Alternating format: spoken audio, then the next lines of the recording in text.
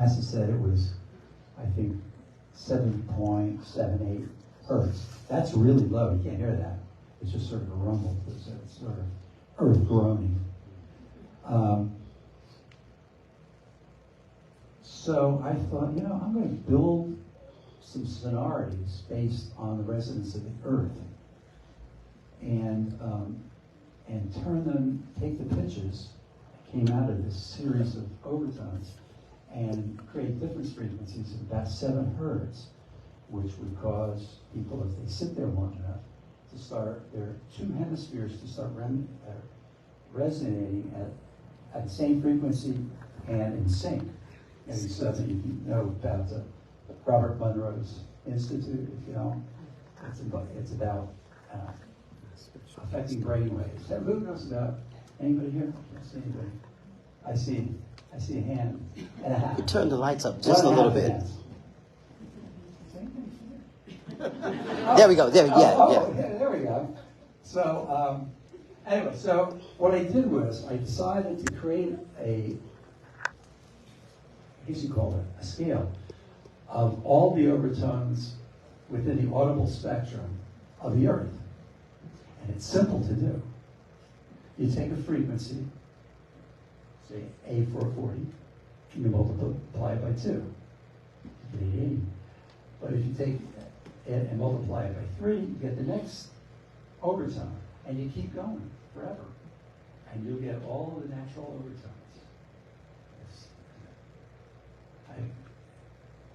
I used to, there were Zikrs. Anybody know what a Zikr is? Okay. I don't. All right. It's it has to do with Sufism. Mm-hmm. And it's I guess you could call it an exercise, something like that. Mm-hmm. And part of it was thinking about toning a note higher and higher until you couldn't make the sound, but you keep imagining you could forever.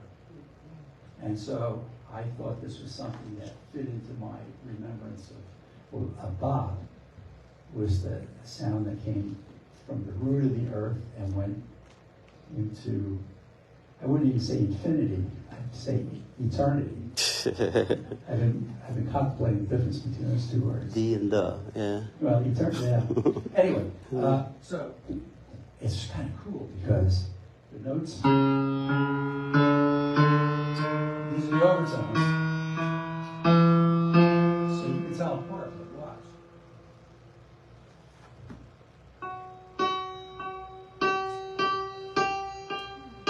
You tell the difference? Keep going. That's good. That's good. I was just. These are the overtones getting together until I'll go higher, higher, higher, higher. We're going up. Chromaticism. And that's all I have to say. Maybe there's some questions. Yeah, now just question and answer, and then I don't know if you want to do some of the audience participation rhythm, but we're getting ready to wrap it up. But any question and answers now as we bring this home. Does anybody have any questions? Yes. We'll go here, and then I see one hand back there. Yeah. I'm curious about the buttons that you're touching. Yes. And you've got one that's kind of arranged in a circle, and the others are in a row. Can you talk about? Yeah, he's asking about the buttons on my instrument. These buttons are piezo's. Underneath this brass here is a piezo crystal. And hey, Doc, can you give me the marimba vibe? I'm touching piezo's, and this is Mother Nature. For some reason, when you hit this crystal, it sends out a spark. How you hit it, so it's responding to the touch.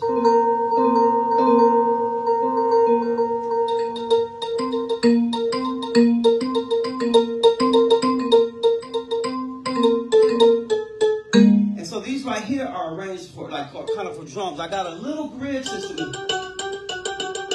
That's nice. Where am I? Earth harmonic? Yeah.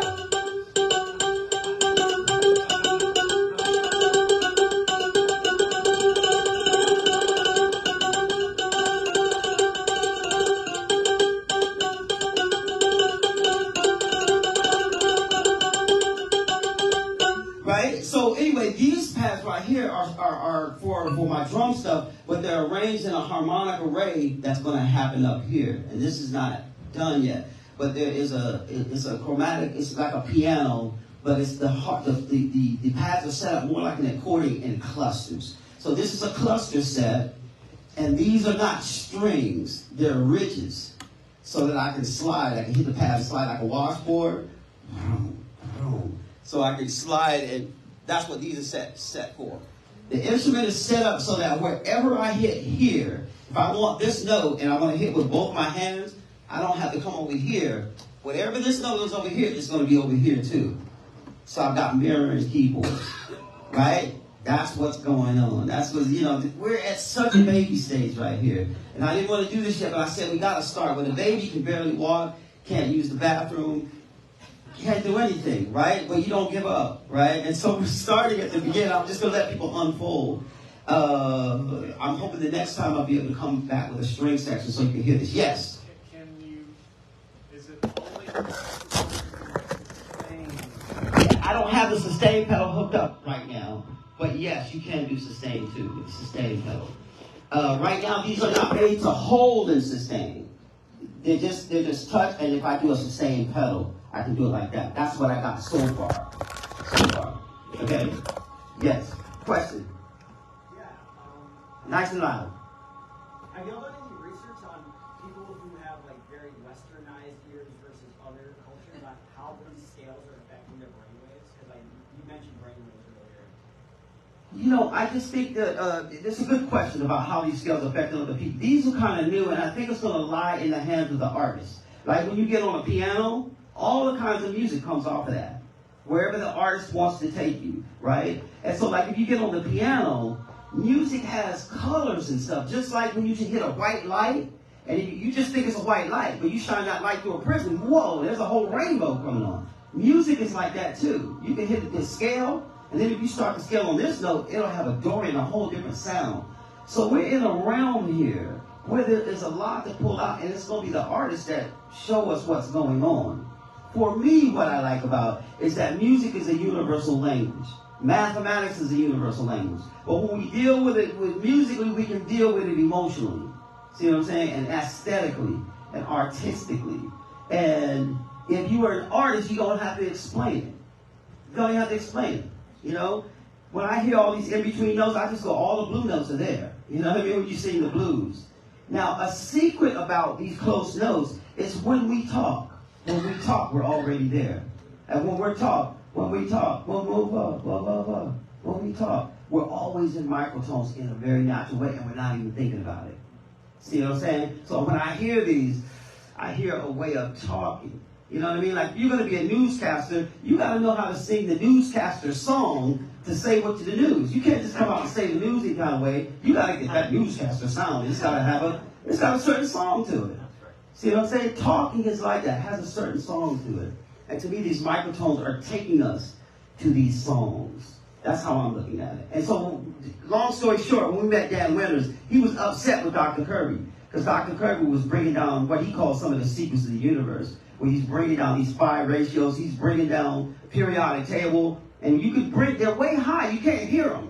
So you bring them down by octaves, or you can bring them down in golden sections and phi ratios until you hit the audible spectrum. And something special happens to that. And Dan Winters was not too happy about it. So I created the software, and it took me a long time. Concept. And I got a call. And it was somebody representing Dan. One of the people interrogated us, I guess.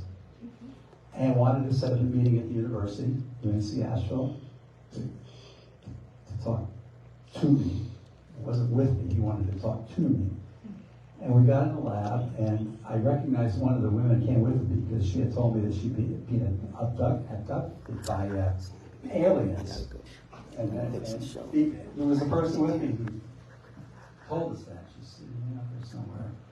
Anyway, and she started crying. When I walked in, she just burst into tears. And Dan said, you cannot let anybody have access to your software. You just can't do it.